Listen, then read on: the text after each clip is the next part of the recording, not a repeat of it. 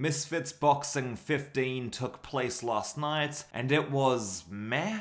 There have been 4 Misfits events so far in 2024, and the quality of each one has gone up, down, then up again, then down again with this latest card. To be fair, all of the Misfits events so far have been non-pay-per-view, so a bit of leeway needs to be given. Misfits 12 to 15 don't have the same budget as the major Misfits pay-per-view events, so they can't splurge on high production value, and a lot of the boxers fighting on these cards aren't superstars like KSI. Before I review Misfits 15, I wanted to assess the other cards that have taken place throughout the year. Misfits 12 featuring Ed Matthews vs Luis Pineda was excellent for a non-pay-per-view card, and had plenty of eye-catching moments. Pineda being revealed as the mystery opponent got me again, as I'm a big fan of him. It's kinda awesome that a random guy from Mexico who isn't even an influencer and doesn't speak English has become such a cult favorite.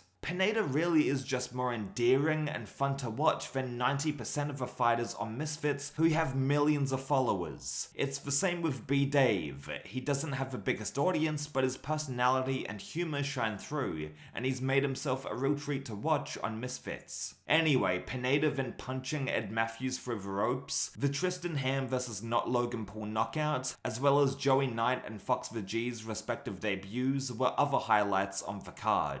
On the other hand, Misfits 13 was an absolute disaster, with the bomb threat and the gimmick 2v1 matchup falling through at the last minute, with Evil Hero fighting Fox the G on his own and basically giving up in the first round. I guess we had Taylor Holders return to the ring and another impressive Joey Knight finish, but apart from that, Misfits 13 was shambolic and a real low for Misfits Boxing.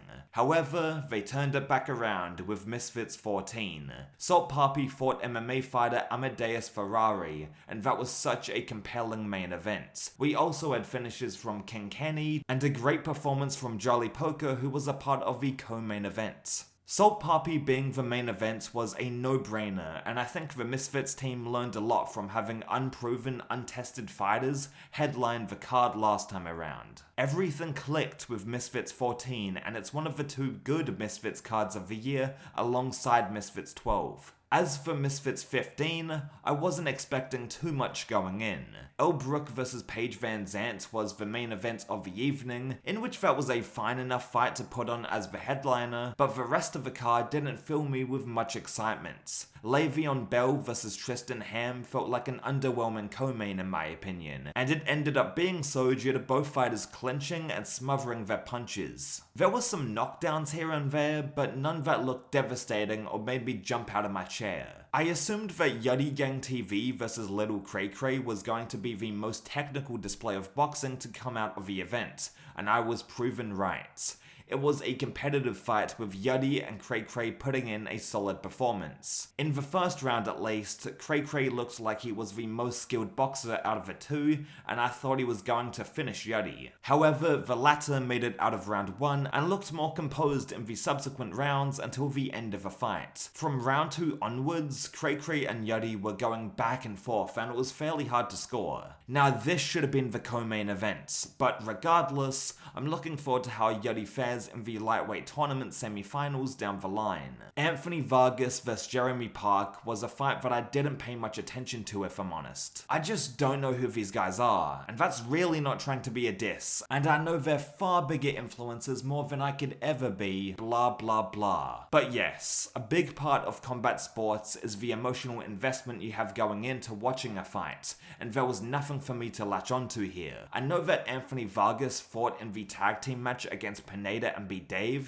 but apart from that, I was going in blind. I had no idea about either of their personalities, and their boxing skills are not going to be elite enough for me to give a shit about their talent, so this fight was a dud for me. That being said, I should probably do my research on some of these influencers before these cards go live. Killer B vs Sylvia Fernandez was not a bad little fight to start off the card. I wasn't aware of both of these fighters either, but from what I saw on social media, Killer B is an MMA fighter. That must make Misfits' promotional job so much more straightforward. I'd imagine it'd be easier to explain why we should tune into an ex-MMA star fighting than trying to push a social media influencer that eats food on TikTok, for example. It's like, okay, I got it, locked in, she's a mixed martial artist turned boxer, let's watch her fight.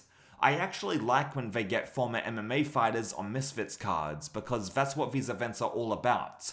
Crossover boxing. YouTubers, actors, musicians, and martial artists of all different backgrounds coming together to put on a scrap. Anyway, Killer B came across very well in a post-fight interview. She seems to be much more chill compared to her Misfits contemporaries, so hopefully she can add another flavor to the women's division and her skills can compete with them. I decided to save the best fight to talk about for last. The main event, Elle vs Paige, ended up being the most entertaining fight by far, and was the most action-packed too. Both fighters were raring to go from the opening bell and didn't stop trading punches until the very end of the fight, in which it was declared a draw.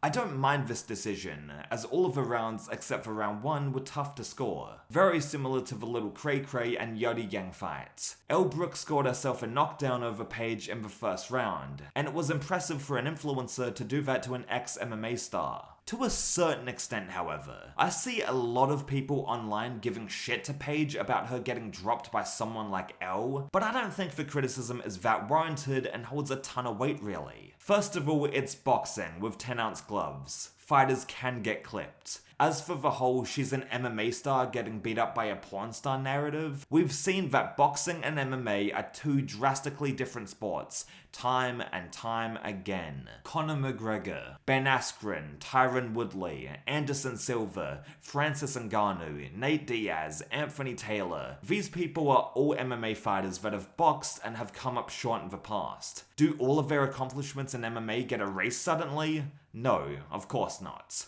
And while Elle Brooke is an influencer, she has been training in boxing full-time for 2 years straight, while this was Paige's first professional boxing camp ever. Also, to give credit to Misfits Boxing, I feel like they've built up Elle Brooke's boxing career really well. They steadily increased the competition over time, and I personally thought that her fighting an MMA star at this point was an appropriate step up. Regardless, Elle's knockdown was the most dramatic point in the entire card. But that's not saying much. Misfits 15 was below average and a rather lackluster Misfits card, barring the women's main event and Little Cray Cray vs w.a.d.e gang.